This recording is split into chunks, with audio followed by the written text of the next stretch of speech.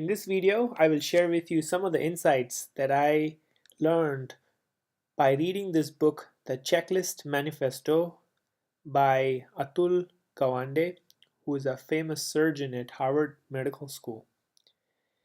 If you are really looking for delivering high quality work consistently over time, then this is the right book. It tells us that there are stupid things that we do over time that can be easily avoided if we follow a simple concept and use a simple concept as that of a checklist. So there are many mental flaws that humans have. Our attention span is not big.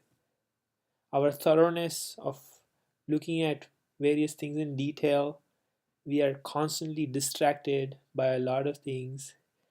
And so these are all inherent mental flaws that are the current day reality.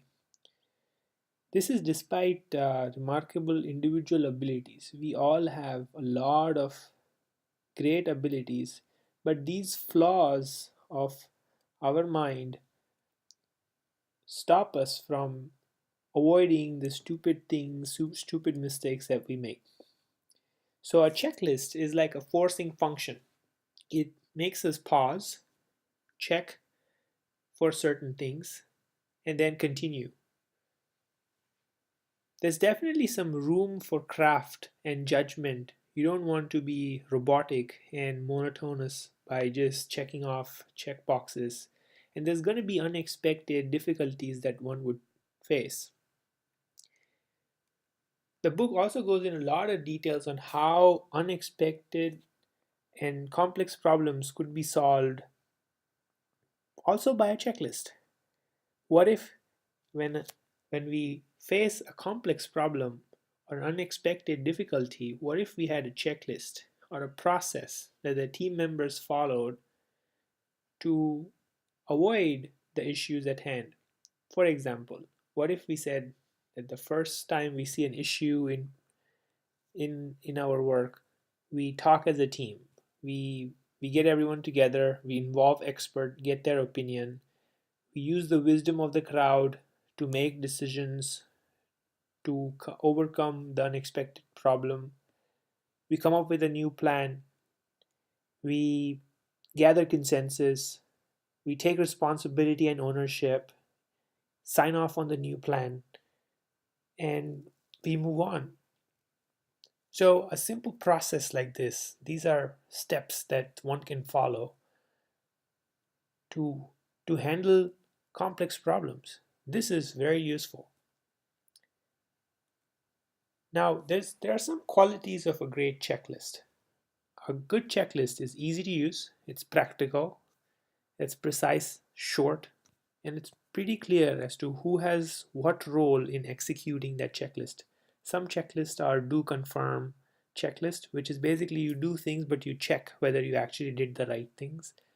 Like, for example, a pilot who's taking off a plane, there are a bunch of things that they need to do to make sure that everything is safe for the flight to take off. And there's a read do, a recipe checklist. If you want to make good quality food over time or ship great quality software over time, you would want to check certain things or follow certain design patterns to make sure that you are shipping high quality software. So there are great qualities of these checklists. You could also use in software development a checklist that I use here is a development philosophy checklist. There are various steps for a given project.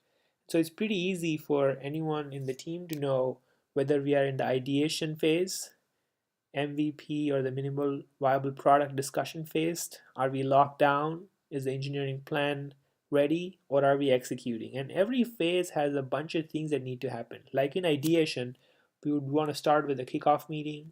We identify the team lead, identify the team members that will be contributing. When we start our discussion, there are various communications that need to happen.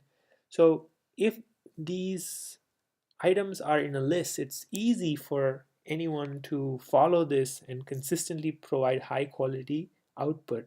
Otherwise, one of these two things would be missed, and it would have a larger gap in the future. Other checklist that I use also is a conflict resolution checklist. There are 4 steps to resolving conflicts: understanding each other, confirming their disagreement, negotiating when possible, and then clean escalation when everything fails. There's a separate video for conflict resolution, which was inspired from this video of creating a checklist. So there are various ways in which checklists could be useful. Some other examples, like a surgeon could check with his nurse which kidney is actually to be operated. Like, what if the surgeon started working on his surgery on the wrong kidney? Now that could be a big problem. What if the pilot forgot to check for certain clearance before takeoff? That could cause heavy life to be lost. What if there's a flooding on the 20th floor and there's no way for someone to respond? What if the building is being constructed and there's a problem? So all of these things require a checklist and things that people can use reliably to come out of those situations. Similarly, for software development, what if you ship software which you cannot be turned off when there's a production issue, or there's a conflict in design, there's a there's an issue with delivery dates falling behind. How do you resolve this? There should be some process or a checklist of things that you do to make sure that you're constantly delivering high quality value output. But there are various things needed, as highlighted in the book, for overall adoption success of a checklist. Right? Not everyone follows having a checklist for each of these things that we have discussed. A checklist really helps if a leader is expecting consistency of high quality work over time. And this checklist really helps because the current situation, there are large teams of people working on a complex problem, requires a large working knowledge base of many people. Not one person knows everything. And there are unpredictable changes that the teams have to face. So, to provide consistency, there's got to be a framework to support that high quality, and a checklist provides the support. I also feel that checklist needs to be improved over time when you use it, and some sort of communication within the team um, to deal with unexpected problem is very useful. It facilitates teamwork, and it also makes the sense of participation within the team. A checklist is also used in various industries, like construction industry uses a bunch of checklists for building a construction. The error rate is very low.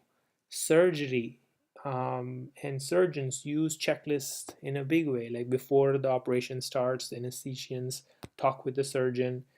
Um, they check for critical things. They communicate before the surgery starts. They check that everything is sanitized. Check for patient allergies, and all of those things need to happen. And for a given person to remember all of these things at that time is very hard.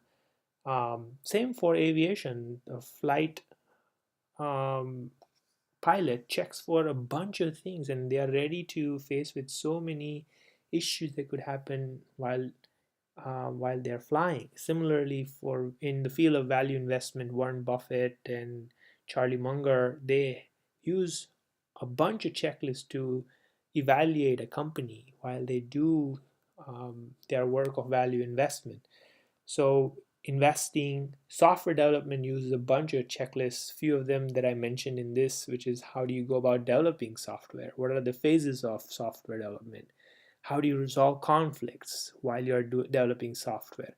So how do you ensure that you're producing quality throughput and work?